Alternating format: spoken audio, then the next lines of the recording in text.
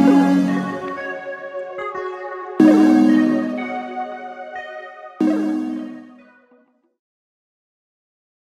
everyone. I'm Sabine. And I'm Savani.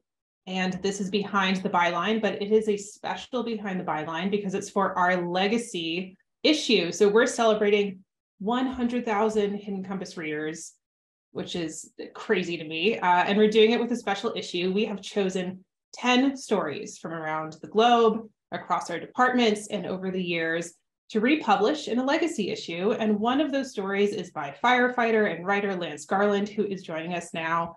Lance, thanks for joining. Yeah, thanks for having me. It's great to be here. And I'm very lucky and honored to be included in the legacy issue. Thank you for that. Thank you. And we're thrilled to talk to you. Your piece, Out of Desolation, was published in our time travel department in our autumn 2020 issue. In the story, On the Trail of Jack Kerouac, for our viewers who haven't quite read it yet, Lance finds his way through the wilderness and turns the page on his identity. Lance, I just want to start by asking you, what first inspired you to write this story? Yeah, when I was in the Navy, I read a lot of the beat poets, and Jack Kerouac was probably the most influential of those poets to me. He introduced me to Desolation Peak. He introduced me to the wilderness, and I kind of followed him out there. I mean, reading his books kind of drew me out to the middle of nowhere. And when I was out there during this really wild time of my life, I mean, there was so much upheaval going on. I was dealing with Don't Ask, Don't Tell in the Navy. I was openly gay. And there's just so many challenges that were happening. And Jack Kerouac took me out in the wilderness and kind of gave me some space to think.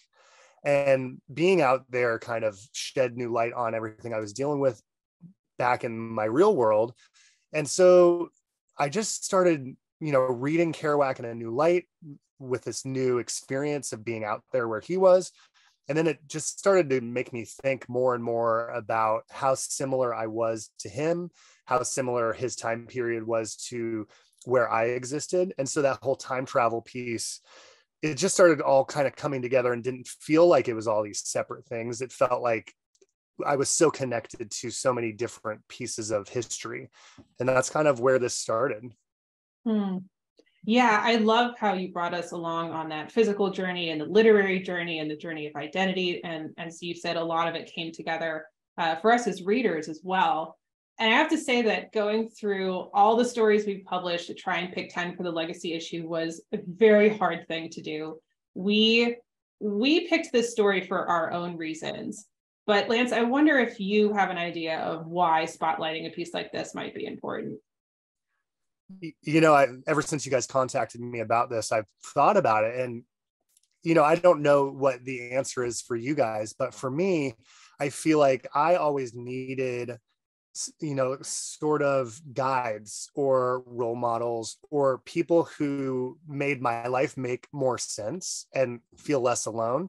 And I feel like that's why I wrote this piece, was to share my journey with people who might need it. And so I guess that's my best guess for you guys, is maybe you chose that to give people, some representation that might not see their stories in the public very often. But I don't know, can I ask you guys that in return? I mean, why did you guys choose this one? Yeah, that's certainly one of the reasons. Yeah, that was certainly one of the biggest reasons. And also the way that you tied, being able to share that representation with this literary aspect. And it was really just a fascinating way to tell a really important story.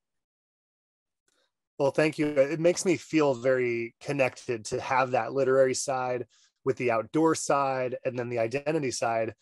I mean, I don't see a ton of that. So it's fun to do something that's a little bit maybe out there, but you guys gave it a home and I love that. And thank you for that.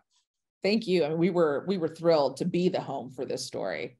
And I want to follow up on that and ask you, we published this piece in 2020. And I want to know, after all these years, I mean, it's been 3 years now, how does this story resonate with you now? And has anything changed?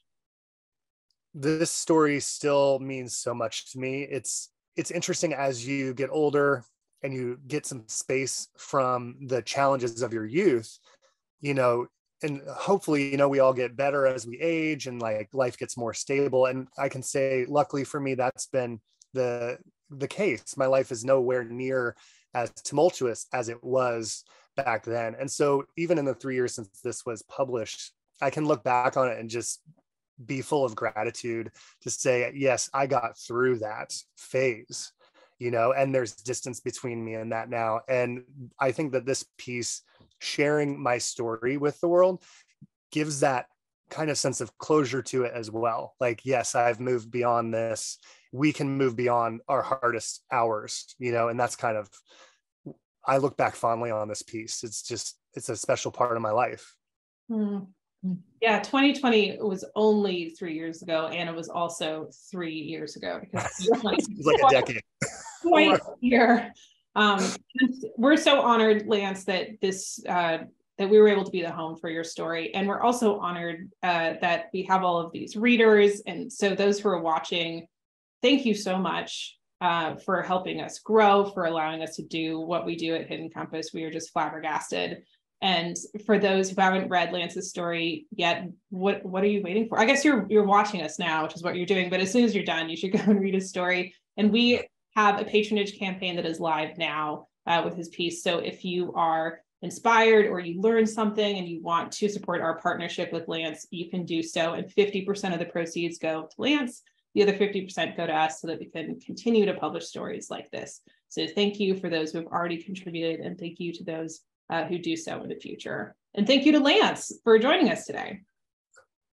Thank you guys for having me. And again, thank you for all the contributors. You know, being an artist in the world is hard to find that monetary compensation. And so when you get that from people, and it's like a vote in your confidence of saying, yes, I should keep doing this. And that means a lot. So thank you. Wonderful. Thanks you all. Thanks everyone. And we will see you next time. Bye. Bye, everybody. Bye.